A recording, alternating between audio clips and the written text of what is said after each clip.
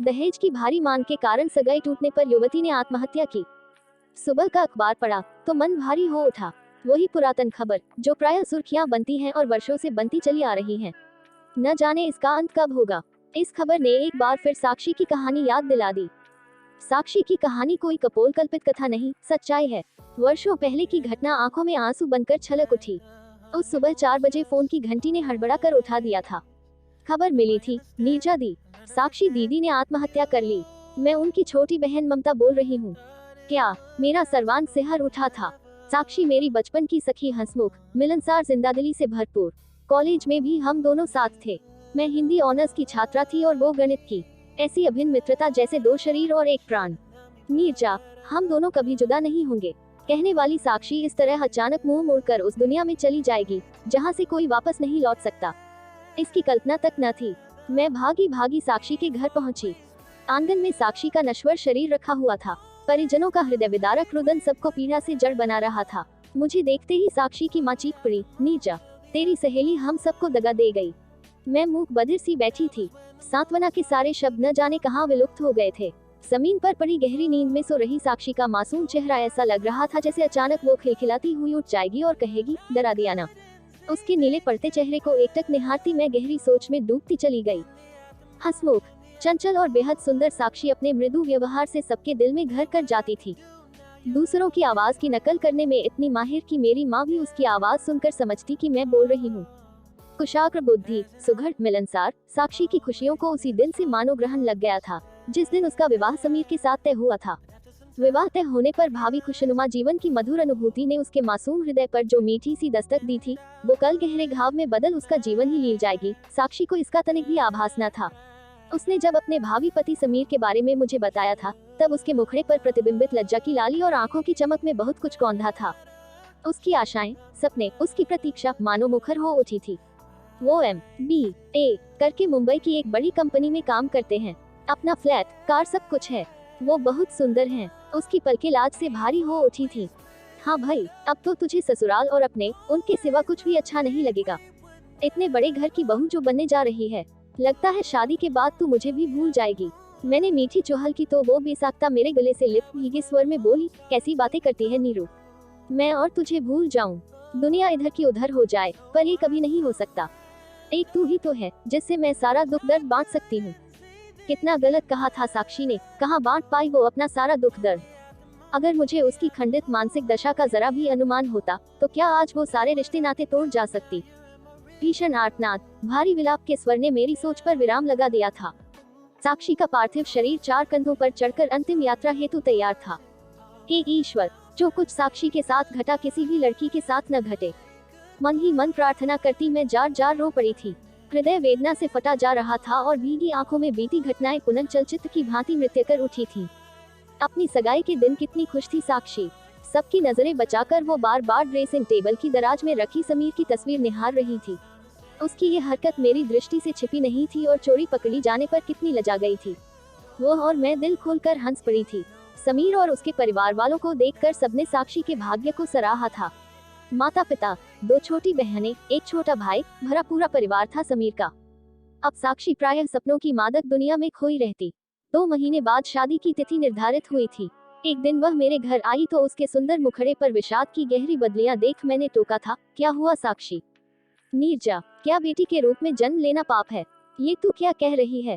मैं हतप्रभ थी। लड़कियों के गुण, उनकी शिक्षा, आचार व्यवहार सब कुछ रुपयों के आगे गौण क्यों समझ लिए जाते हैं? अगर समीर एक अच्छे उपयुक्त वर है तो क्या मैं भी उनके योग्य नहीं हूँ? आखिर हुआ क्या? उन लोगों ने 7 लाख कैश और एक मारुति वैन मांगी है। पता है मुझे उदास देखकर पापा ने क्या कहा? बोले, बेटी, मन में कोई अपराध बोध मत पालो, ये समाज की रीत है। पिता का फर्ज है, तुम बस आने वाले खुशनुमा भविष्य के बारे में सोचो। पर नीरजा, आज मुझे अपने अस्तित्व पर शर्म आ रही है। पापा घर के बगल की 4 कट्ठा जमीन भी बेच रहे हैं, जहाँ हमारा बचपन खेलते कूदते, घरौंदे बनाते गुजरा है। वो फूट फूट कर रो पड़ी थी। मेरी समझ में नहीं आ रहा था मैं उसे कैसे सांत्वना दूं। मैं भी तो एक लड़की थी उसी की तरह विवाह की दहलीज पर खड़ी, भविष्य के सुंदर स्वप्न बुनती, पर भीतर से भयभीत। समाज, रीति रिवाज, इन सब चीजों से मुझे भी तो 2-4 होना पड़ेगा, ये सोचती गहरी व्यथा से प्रत्यक्ष साक्षात्कार करती। वक्त अपनी गति से बीतता रहा। साक्षी की विवाह की तिथि विभिन्न कारणों से टलती रही। एक दिन मैंने पूछा तो वो फट पड़ी। अब मैं क्या कहूँ? मेरे भावी ससुर जी का कहना है पहले उनकी बेटी का ब्याह होगा, फिर हमारी शादी होगी। पापा बता रहे थे हमारे दिए रुपए ही उन्होंने अपनी बेटी के ससुराल वालों को दिए हैं। अच्छा, कब होगी तेरी नंद की शादी? दिसंबर में। इसका मतलब है जनवरी फरवरी में तेरे ब्याह की मिठाई खा सकूंगी, है न?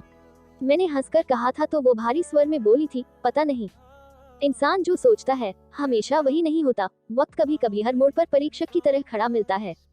न जाने साक्षी को अभी कितनी परीक्षाओं से गुजरना था। इस बीच एक ऐसी घटना घटी जिसने साक्षी को तोड़कर रख दिया। एक सुबह उसके भावी ससुराल से फोन आया कि गाड़ी और शेष 2 लाख रुपए जो विवाह के समय देने थे सप्ताह भर के भीतर दे दिए जाएं, तभी विवाह की तिथि तय होगी। साक्षी के पिता ने बार बार विनती की कि वे अतिशीघ्र सब कुछ दे देंगे। शादी जल्द से जल्द नहीं हुई तो लोग तरह तरह की बातें बनाएंगे। समाज और रिश्तेदारी में भी विभिन्न तरह की बातें उठेगी। लगभग 1.5 वर्ष से केवल तिथियां दी जा रही हैं, पर समीर के पिता की एक ही जिद थी, अभी सब कुछ दे दिया जाए। जून के पहले सप्ताह में शादी जरूर हो जाएगी। साक्षी के पिता मजबूर थे। मन में विचारों का बवंडर उठ खड़ा हुआ था। आखिर क्यों बार बार शादी की तिथि बढ़ाई जा रही है? लड़का सगाई के बाद न तो एक बार भी आया है, न कभी फोन या पत्र के माध्यम से संपर्क हुआ है। ऊपर से बार बार रुपयों की मांग। कोई संवेदना, कोई गहन विचार नहीं। बेटी की चिंता उन्हें घुन की भांति अंदर ही अंदर खाई जा रही थी। चिंता का परिणाम ये हुआ कि अचानक गहरे मानसिक तनाव के कारण हृदयाघात से मौत। इस घटना से पूरा परिवार सन्न रह गया और पिता की असमय मौत के लिए स्वयं को ही जिम्मेदार मानने वाली साक्षी पर कटे पंछी की तरह मर्मांतक पीड़ा के अगाध सागर में डूबती चली गई। साक्षी के पिता की मृत्यु का समाचार सुनकर उसके भावी ससुराल वाले भी मातमपुरसी के लिए आए, तो समाज के गणमान्य लोगों ने भी जल्द से जल्द विवाह संपन्न कराने की बात कही। पर जिस व्यक्ति के मन में जीवित व्यक्ति के प्रति कोई संवेदना न हो, उससे मृत व्यक्ति की आत्मा की शांति हेतु उपाय करने की याचना करना भी सर्वथा गलत साबित हुआ। दबी जुबान से ही सही, पर साक्षी के ससुर ने स्पष्ट कह दिया, हमने जो कहा है उसे तो आपको मानना ही होगा। आप जल्द से जल्द व्यवस्था करें। समीर दशहरे की छुट्टियों में आ रहा है, शादी भी हो जाएगी। साक्षी की माँ और बड़े भाई का बुरा हाल था। साक्षी के बाद उसकी छोटी बहन ममता का विवाह भी करना था। कैसे सारी व्यवस्था होगी, ये करार प्रश्न मुंह बाय खड़ा था। आखिरकार तय हुआ कि साक्षी के पिता के प्रोविडेंट फंड और गांव की पुश्तैनी जमीन बेचकर किसी तरह साक्षी का विवाह कर दिया जाए। इन सारे घटनाक्रमों के बीच साक्षी जल बिन मछली की तरह तड़प रही थी। मैं साक्षी की आंतरिक वेदना से अनभिज्ञ नहीं थी। पल पल रिश्ते टीसते उसके घावों की पीड़ा को मैंने भी महसूस किया था। एक दिन वो घर आई तो उसके पिता की मौत पर दुख प्रकट करने के लिए फोन किया था। आहत साक्षी ने विह्वल होकर मुझसे कहा था, लगता है समीर पिता के दबाव में आकर शादी कर रहा है। सूखी सी संवेदना प्रकट की उसने। उसके शब्दों में वेदना या प्रेम की उष्मा लेशमात्र न थी। ऐसा लगा मानो कर्तव्य निभाया हो। साक्षी की बातें कई प्रश्नों को जन्म दे रही थी। अंतर्मन में गूंजते प्रश्नों के घेरे में कैद वो तड़प रही थी। धीरे धीरे उसने घर से बाहर निकलना भी छोड़ दिया था।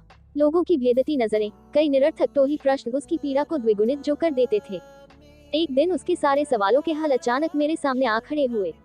मेरा मौसेरा भाई कुंदन जो मुंबई में नौकरी करता है, 3 साल बाद घर आया तो हम सब बहुत खुश हुए। बातों ही बातों में पता चला कि समीर उसका जिगरी दोस्त है। बेचारा, माँ बाप ही दुश्मन बने हुए हैं उसके। एक तो बिना उससे पूछे उसकी शादी तय कर दी, ऊपर से लाखों रुपए दहेज के ले लिए। मैंने बीच में ही बात काटते हुए पूछा, तो शादी क्यों नहीं कर लेता? वो एक महाराष्ट्रियन लड़की से, जो उसकी सहकर्मी भी है, प्रेम करता है। अगर किसी से प्रेम करता था तो माता पिता को अंधेरे में क्यों रखा? उसने सारी बातें परिवार वालों को बता दी थी, पर घर वाले इस विजातीय विवाह के लिए राजी नहीं थे। समीर की माँ ने अन्न जल त्याग दिया, शहर खा लेने की धमकी दी, तो वो बेमन से लड़की देखने को तो सहमत हो गया, पर साफ साफ कह दिया उसे सोचने के लिए वक्त चाहिए। बिना उससे पूछे बात आगे न बढ़ाई जाए। फिर मेरे मन में तेज आंधियां शोर मचाने लगी थी। फिर क्या? अब वो ठान कर आया है कि शादी नहीं करेगा।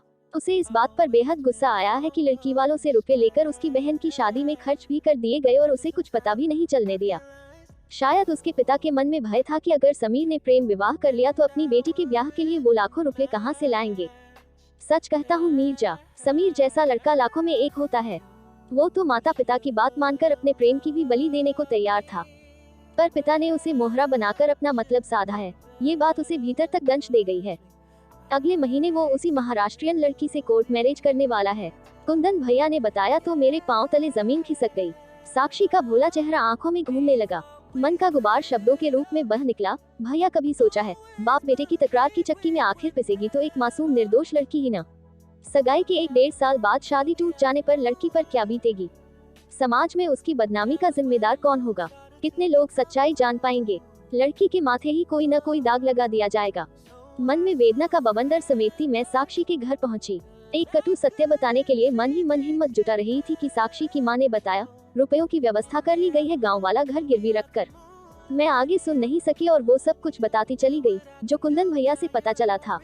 साक्षी की मां हतप्रभ रह गई थी और साक्षी का गोरा मुखड़ा फांसी की सजा पाए कैदी की तरह स्याह हो गया था। हे भगवान, ये तो नीचता की हद हो गई। अब क्या होगा? कहते हुए साक्षी की मां ने सारी बात साक्षी के बड़े भाई रवि को बताई तो वो भी सकते में आ गया। क्या आदमी इतना नीचे भी गिर सकता है? पैसों की खातिर अपने बेटे के साथ साथ एक मासूम लड़की की जिंदगी भी नर्क में झोंक दी कमीनों ने। अब तो वो चाहेंगे भी तो मैं बहन को कुएं में नहीं धकेलूंगा। रुपए तो उन्हें हर हाल में लौटाने होंगे। बेटा, जोश से नहीं, होश से काम लो, साक्षी की मां ने कहा। होश से ही तो काम कर रहा हूँ माँ, नहीं तो ऐसे पाखंडियों के खिलाफ मैं पुलिस में रिपोर्ट कर देता। पर जानता हूँ पुलिस कचहरी के चक्करों से हमारी ही बदनामी होगी, रवि ने कहा था। साक्षी, तू दुखी मत हो, ये तो अच्छा हुआ सब कुछ पता चल गया। अगर कहीं दबाव में शादी हो जाती और तुझे तकलीफ झेलने पर मजबूर होना पड़ता तब क्या होता? जहाँ विधि ने लिखा होगा वहाँ विवाह हो जाएगा, माँ समझाने लगी तो साक्षी चुपचाप उठकर भीतर चली गई थी। कुछ दिन बीते। एक दिन पता चला रवि के बार बार कहने पर भी समीर के पिता ने रुपए वापस नहीं किए थे। रवि बेहद खिन्न था और अचानक वो आघातदायी हृदय विदारक घटना घट गई। मानसिक परेशानियों का भीषण दबाव सहन कर सकने में असमर्थ साक्षी ने आत्महत्या कर ली। पूरी रात मैं सो नहीं पाई।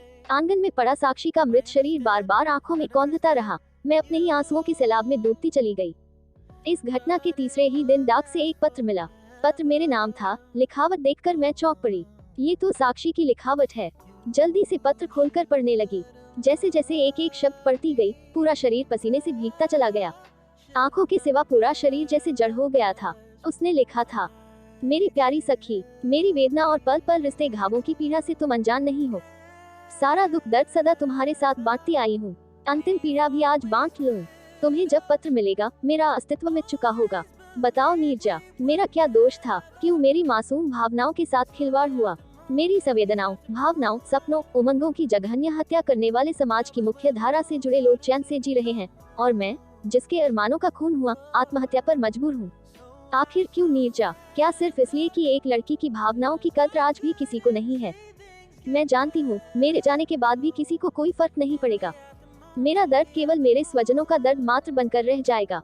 न दहेज प्रथा के खिलाफ आवाज उठेगी, न बेटी का दर्द कोई समझेगा।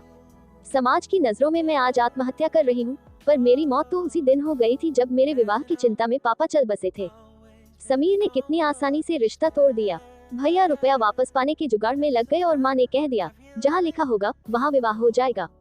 पर नीरजा, सब भूल गए, मैं कोई काठ की गुड़िया नहीं, जीती जागती एक स्त्री हूँ। सगाई के बाद समीर के साथ जो नेह बंधन जुड़ा तो मृत्यु पर्यंत कायम रहेगा। स्त्री एक बार ही किसी को अपना हृदय सौंपती है।